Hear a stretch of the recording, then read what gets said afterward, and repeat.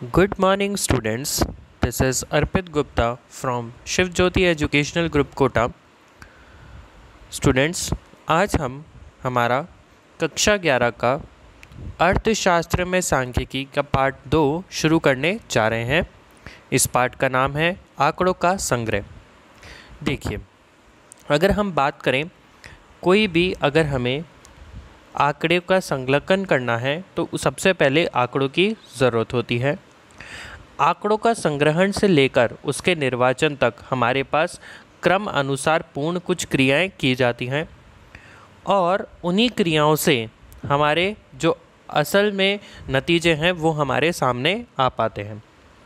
अब देखिए कि आंकड़ों को एकत्रित करने के विभिन्न प्रकार हैं। अगर आंकड़े हमें चाहिए तो उन प्रकारों को अपनाते हुए हमें क्या करना है, हमारे नतीजे तक पहुंचना है। तो सांख्यिकी अनुसंधान केवल उन समस्याओं का किया जाता है जिन्हें नंबरों में लिखा जाता है, जिन्हें हम अंकों में दर्ज कर सकते हैं। जैसे हमने आज कितना व्यय किया, कितनी हमारी आय हुई, क्या जनसंख्या है, गरीबी, बेरोजगारी इत्यादि। इन सारी चीज़ों को संख्याओं में लिखा जा सकता है, इसलिए इनको आंकना या इनका शब्दों में इनको अंकों में लिखना बहुत आसान होता है। तो इनकी जो भी गणना है वो करना भी हमारे लिए सरल हो जाता है। लेकिन अगर हमारे पास कुछ ऐसे आंकड़े हों, जैसे हमें किसी की बुद्धिमानी नापनी हो, किसी की सुंदरता के बारे में बताना हो, लालच के बारे में बताना हो, तो हम उन्हें कभी भी आंकड़ों में नहीं लिख सकते। इसलिए उसका मूल्यांकन करना भी हमारे लिए क्या होता है, असंभव हो जाता है। अगर बात की जाए आंकड़ों को लेने के लिए या दर्ज करने के लिए मुख्यतः दो तरीके होते हैं। पहला होता है प्राथमिक आंकड़ा और दूसरा होता है द्वितीयक या फिर गौण आंकड़ा। अगर प्राथमिक आंकड़ों की बात की जाए तो वह सर्वप्रथम किसी व्यक्ति द्वारा लिए जाते हैं। इन आंकड़ों को कहीं से लिया नहीं जाता, इनको जहाँ पे घटना हो रही है वहीं से इन आंकड़ों को लिया जाता है। लेकिन अगर हम द्वितीयक या गौण आंकड़ों की बात करें तो ये आंकड़े किसी दूसरे व्यक्ति से लिए जाते हैं। जैसे हमने किसी से कोई बात सुनी और उसको अपनी कागज़ पे दर्ज कर लिया। तो अगर प्राथमिक आंकड़ों की बात की जाए तो इसे अनुसंधान स्वयं एकत्रित करता है, मतलब कोई भी व्यक्ति इसको स्वयं एकत्रित करता है। लेकिन अगर द्वितीयक आंकड़ों की बात की जाए तो ये आंकड़े किसी दूसरे अनुसंधान से एकत्रित किए जाते हैं। इसका मतलब इनका स्रोत कोई और व्यक्ति हो सकता है, कोई पुस्तक हो सकती है, दूरदर्शन हो सकता है, कोई भी माध्यम से इन आंकड़ों को एकत्रित किया जा सकता है। अगर प्राथमिक आंकड़ों की बात करें, इसको एकत्रित करने में अधिक समय लगता है क्योंकि यह पहली बार एकत्रित किए जा रहे हैं, तो इनको एकत्रित करने में ज़्यादा समय लगता है। लेकिन अगर द्वितीयक आंकड़ों की बात की जाए तो इन आंकड़ों को संग्रह में कम समय लगता है क्योंकि ये आंकड़े पहले से एकत्रित किए जा चुके हैं। हम इनको कहीं ना कहीं से ले रहे हैं, मतलब इनको असल में दर्ज करने वाला, असल में एकत्रित करने वाला व्यक्ति कोई और है। अगर तीसरे पॉइंट की बात की जाए तो ये आंकड़ों का उद्देश्य के अनुकूल एकत्रित किए जाते हैं, मतलब जो भी हमें हमारे आंकड़े चाहिए उसके हिसाब से हम क्या करेंगे, उनको एकत्रित करेंगे। जो चीज़ हमारे काम की नहीं है उसको एकत्रित नहीं किया जाएगा। द्वितीयक आंकड़ों की अगर बात की जाए, ये आंकड़े किसी अन्य उद्देश्य से लिए हो सकते हैं, क्योंकि देखिए, क्योंकि हम आंकड़े पहले से एकत्रित वाले आंकड़ों में से ले रहे हैं, हम नए आंकड़े एकत्रित नहीं कर रहे। तो हो सकता है जब इन आंकड़ों को लिया गया हो तो इनका उद्देश्य कुछ और हो और हमारा उद्देश्य कुछ और हो।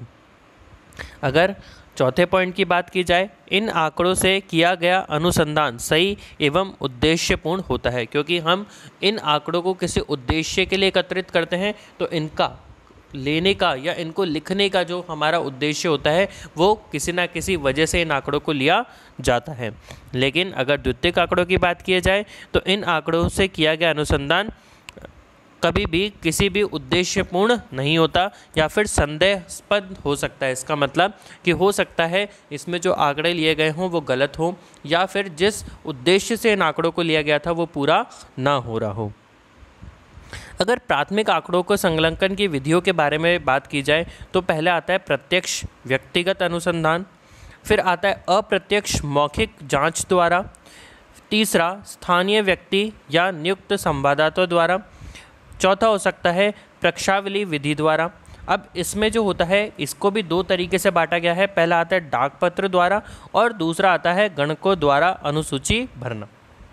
देखिए, अगर प्रत्यक्ष व्यक्ति अनुसंधान द्वारा किया जाए तो इस विधि में जिसमें एक अनुसंधानकर्ता स्वयं अनुसंधान क्षेत्र में जाकर सूचना देने वालों से प्रत्यक्ष सीधा संपर्क स्थापित करता है। इसमें मतलब एक व्यक्ति जाएगा, घटनाक्रम पे पहुंचेगा, वहाँ से सारी जानकारी एकत्रित करेगा और उसको क्या करेगा, लिख लेगा।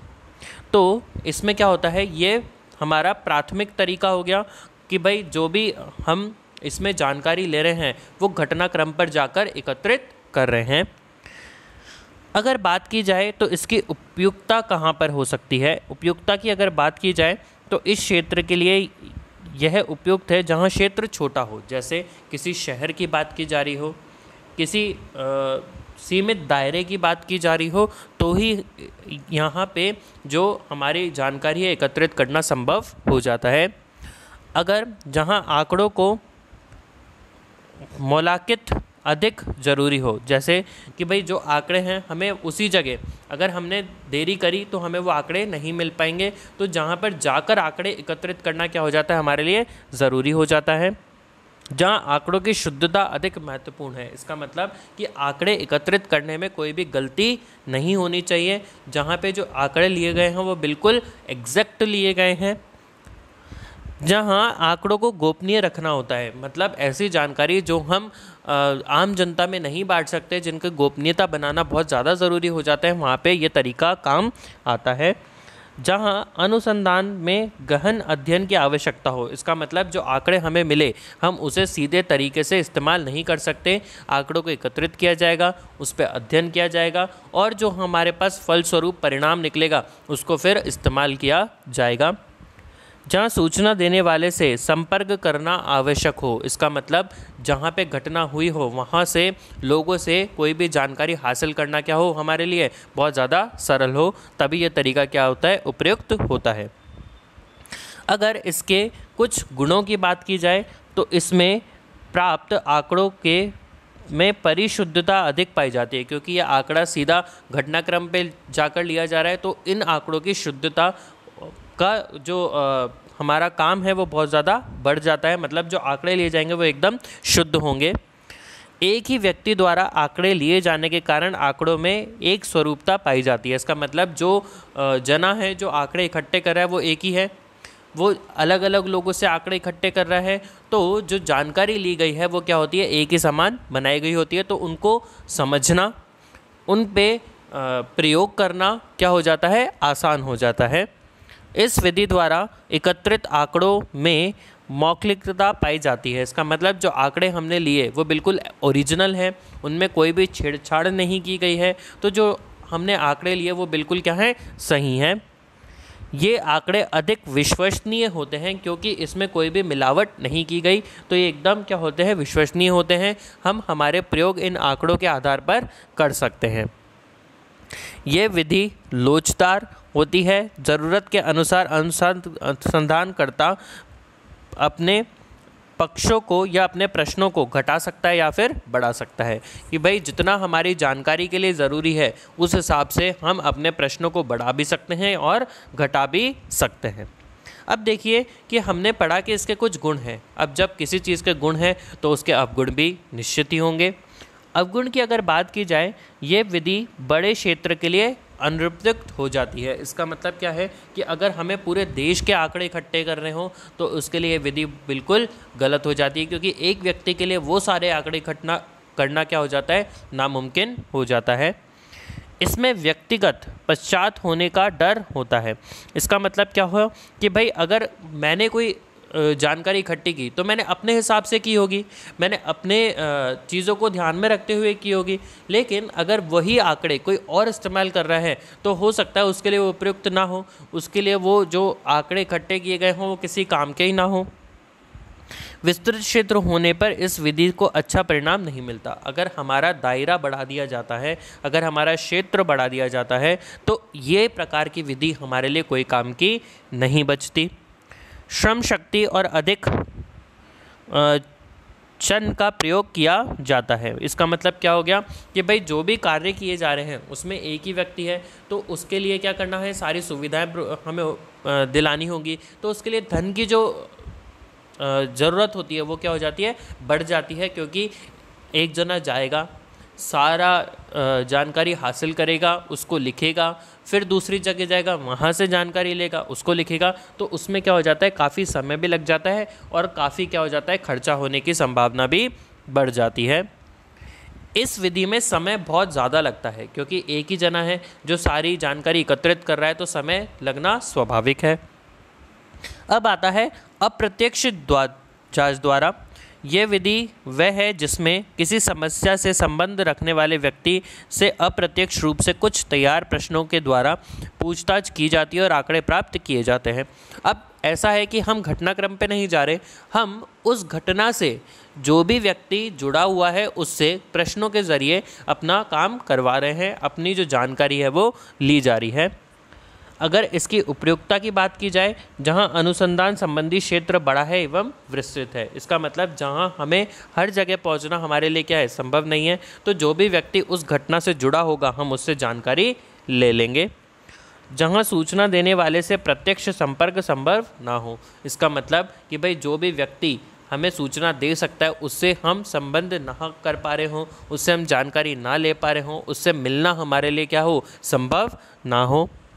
जहाँ सूचना देने वालों में अज्ञानता की संभावना हो, इसका मतलब जो जना हमें जानकारी दे रहा है वो इतना पढ़ा लिखा नहीं है। अब देखिए क्या होता है कि जैसे हमारे जो लोग होते हैं जो रोडों पे सामान बेचते हैं, अगर हम उनसे, वो उन्होंने देखा है सब कुछ, घटना उनके सामने हुई है, लेकिन अब हम उनसे बोलें कि भाई आप इन प्रश्नों के उत्तर दे दो, अब वो इतने पढ़े लिखे ही नहीं हैं, तो उत्तर कैसे देंगे।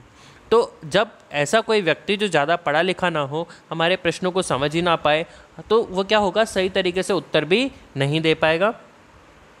जहाँ प्रत्यक्ष व्यक्ति से प्रश्न पूछकर आंकड़े संग्रह करना संभव ना हो, इसका मतलब कि भाई ऐसा व्यक्ति है जिससे आंकड़े एकत्रित करना ही हमारे लिए क्या हो, संभव ना हो, तो इस चीज़ के लिए क्या हो जाती है, इसकी उपयुक्तता कम हो जाती है।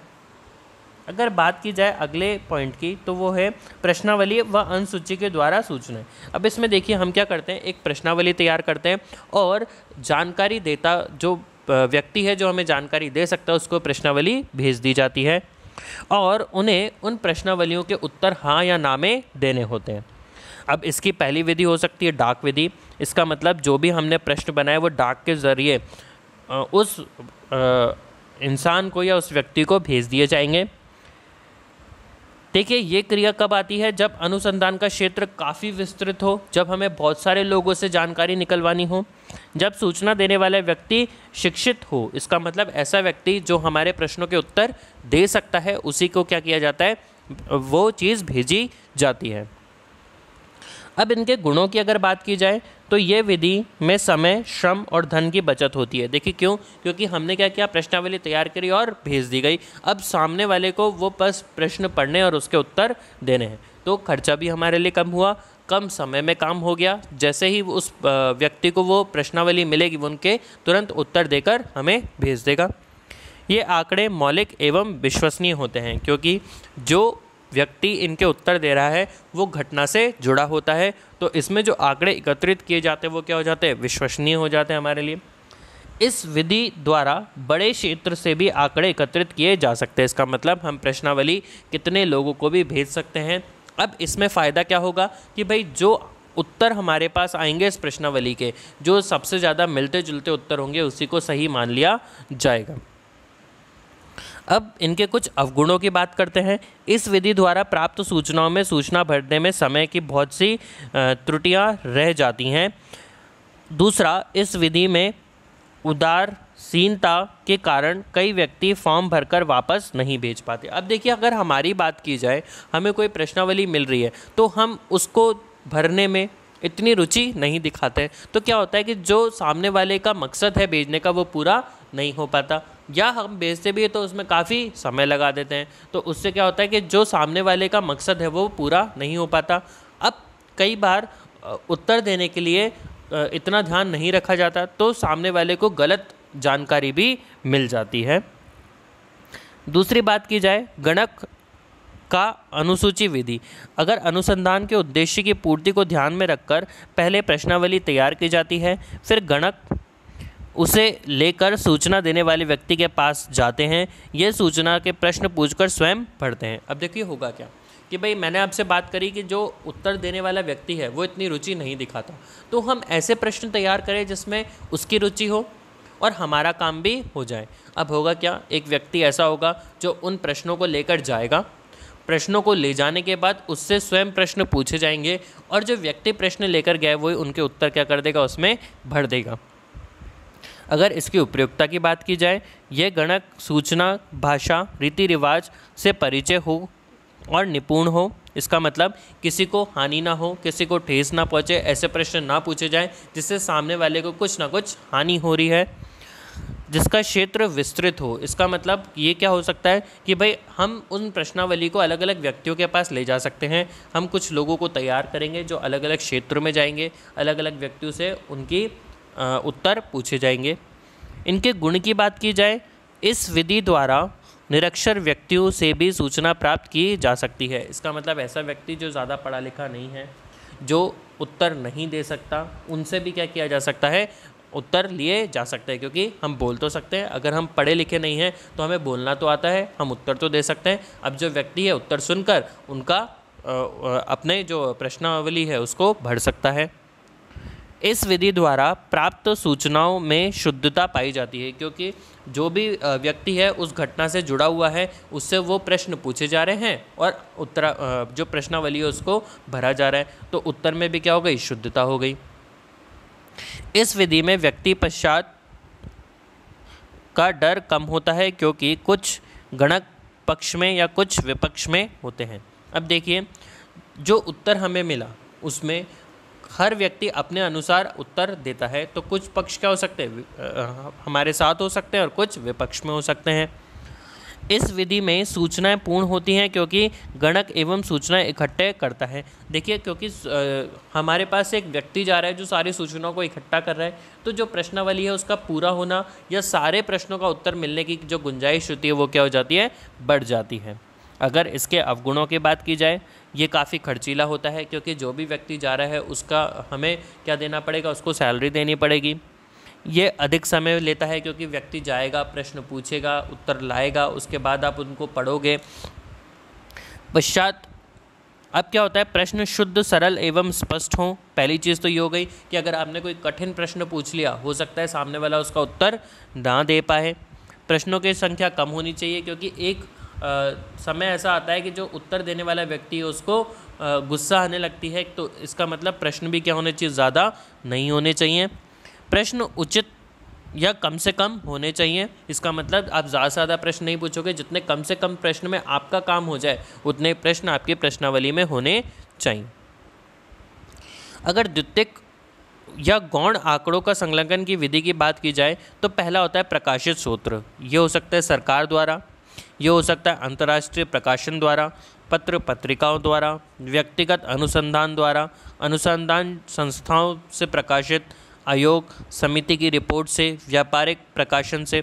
और अप्रकाशित सूत्र मतलब आंकड़ों को ऐसा भी स्रोत हो सकता है जो अन्य अनुसंधानकर्ताओं द्वारा संलग्न किया गया हो और जिन्हें कभी प्रकाशित नहीं किया गया हो। देखो क्या होता है, बहुत सारी ऐसी रिसर्च वगैरह की जाती है जो कर तो ली, हमने उनको लिख तो लिया, लेकिन कभी भी प्रकाशित नहीं किया, मतलब लोगों की नज़र में वो चीज़ नहीं आई, तो उनको भी प्रकाशित करके क्या किया जा सकता है, आंकड़ों को इकट्ठा किया जा सकता है।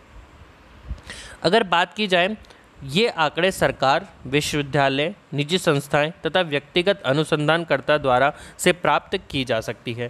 भाई क्या हो सकता है कि विश्वविद्यालयों की लाइब्रेरी में कोई ऐसा डेटा हो जो कभी प्रकाशित ही ना हुआ हो, वहाँ से हम जानकारी ले सकते हैं।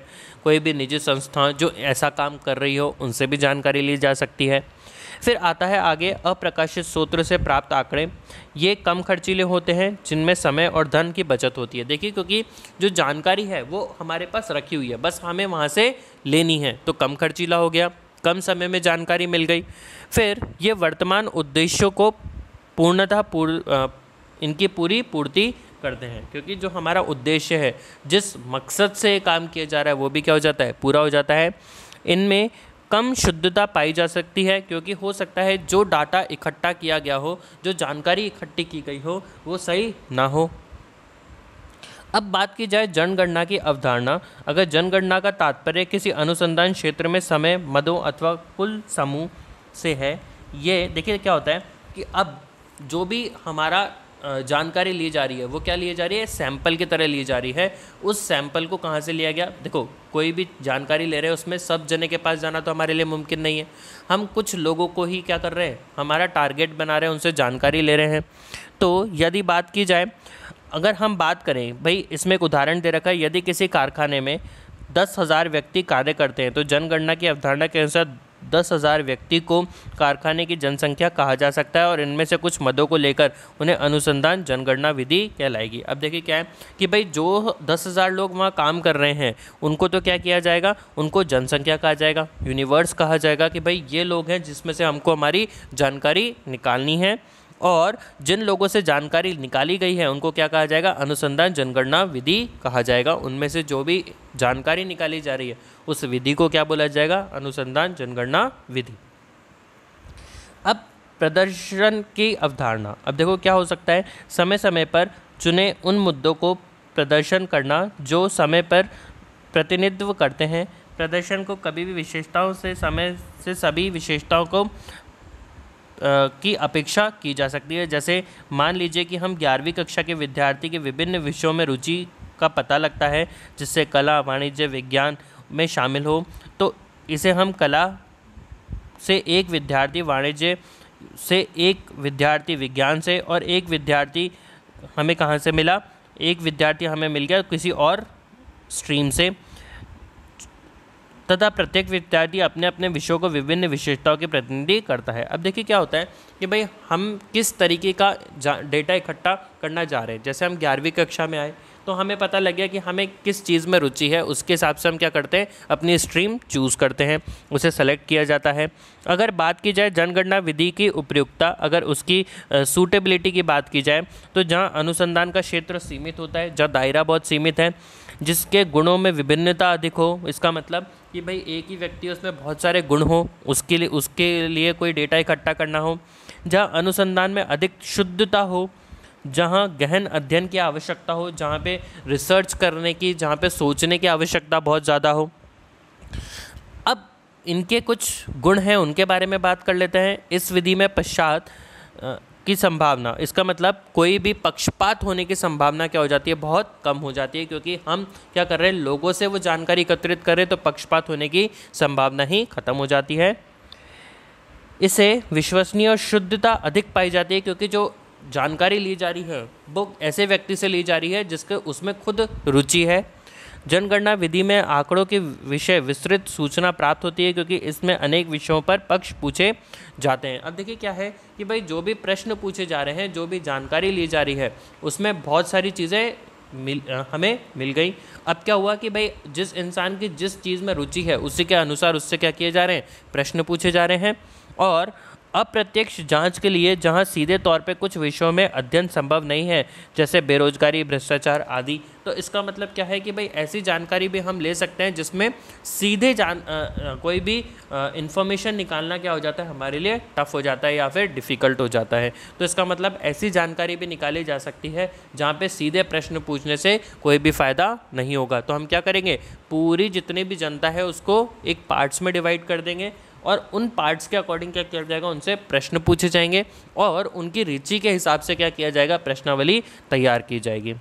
तो आई होप आपको ये चैप्टर समझ में आया होगा कि हम आंकड़े कैसे कैसे ले सकते हैं, प्राथमिक, द्वितीय, कैसे उनको एकत्रित किया जा सकता है, कैसे कैसे वो हमारे काम के हो सकते हैं। तो हम इस चैप्टर को यहीं समाप्त करते हैं, हम हमारे तीसरे चैप्टर में मिलेंगे। तब तक thank you and have a nice day.